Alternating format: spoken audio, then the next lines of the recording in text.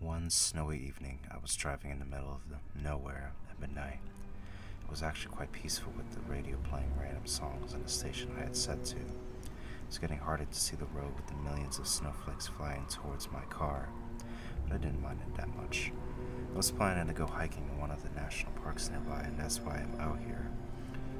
The roads turned into dirt paths as I passed through the different paths with the pure white trees on both sides of my car. And my radio cut out and it was just static, so I turned it on thinking that I lost it because of me being far into the forest.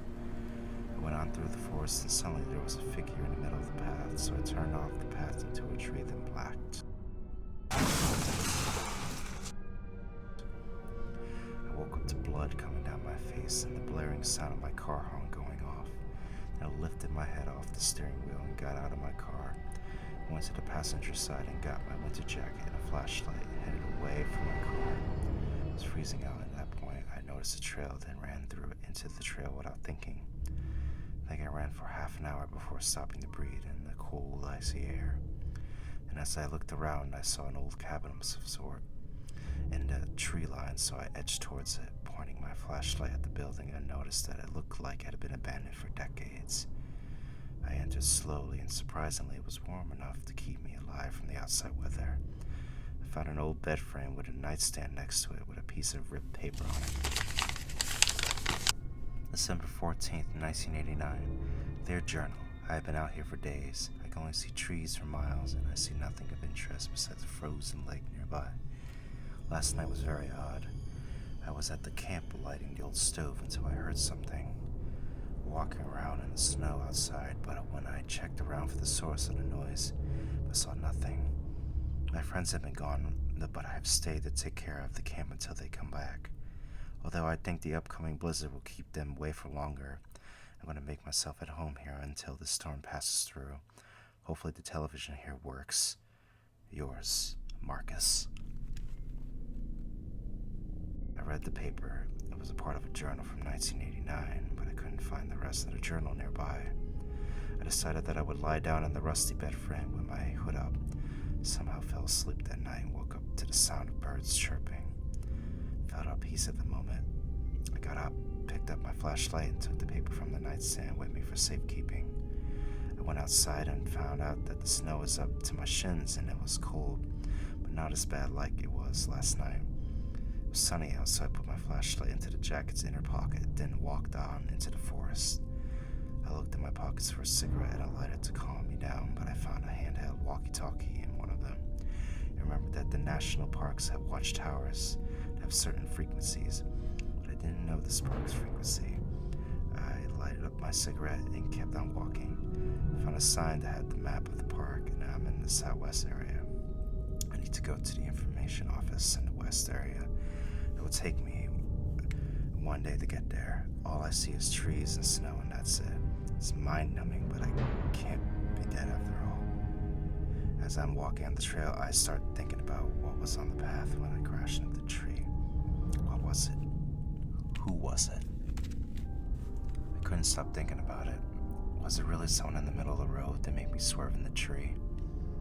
I shouldn't dwell on this any longer. I have to keep going. I have to stop to catch my breath again because I have been walking for 5 hours and it's exhausting. I found my MP3 player in my front pocket, so I listened to that for a bit until the battery died. I listened to some of my favorite songs. Might be the last songs I hear, but I don't want to think about that. I heard some strange noise from the woods, but I didn't really want to stop walking to look for the source of the sound. This forest is very unnerving sometimes with the sound. It's getting dark and I don't have anywhere to go for the night, and it's dropping below zero again. So I would just keep on walking until some building or the information place pops into view. I'm hearing footsteps in the snow nearby, but it's scaring me, so I'm basically running at this point. Don't dare look behind me. I saw a bench, so I sat down. Finally got to smoke a cigarette again without being scared shitless, but what can I do? I tripped over something and it was a sign talking about no littering.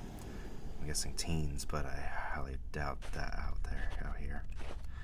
I'm using my flashlight now to see anything, and I heard noises behind me, and I did something that I regret so badly. My light landed on the thing causing the noises. It was tall, creature with a skull.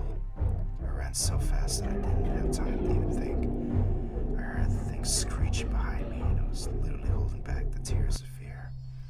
I ran into an outhouse near another bench, and I think I lost the thing in my insanity. I waited for hours, and I came out at the dusk of dawn. I kept speed walking until I found a map of the park again, and I'm almost there. I went to the hunting shed on the map, and it has rifles. I take one, load it with 4 bullets, then walk out. Where are you? To the vast forests. And I start hearing the noises again. I take my flashlight to the barrel of the gun and aim it around. I see the fucking thing, and I take the shot. A loud scream comes from the thing. It starts to lift towards me, and I shoot it again. It's starting to come really close, and I shoot the skull and fragments. As the skull comes flying off, blood pours down, then I shoot it again. Again in the bleeding part. It collapses, then vanishes, only leaving the skull fragments. I drop the gun into the snow, and the crunch of the snow was loud. The blood from the beast lays in the snow. I get on my knees and cry. I can't believe I went through this. I get up and wipe the tears away and walk away. Am I running through the trail, then suddenly stop to listen? Nothing. I stop to listen, then in the distance, I swear, I hear something similar to those things. But it's too late. It is morning, and I get to the information office, and there is already someone in the office. So I ask to use their phone, then I call one of my friends to pick me up. I call my insurance company to tell me about my car. I look down at the paper I picked up in the old abandoned cabin. I fold it up and put it in my jacket pocket, then I walk away.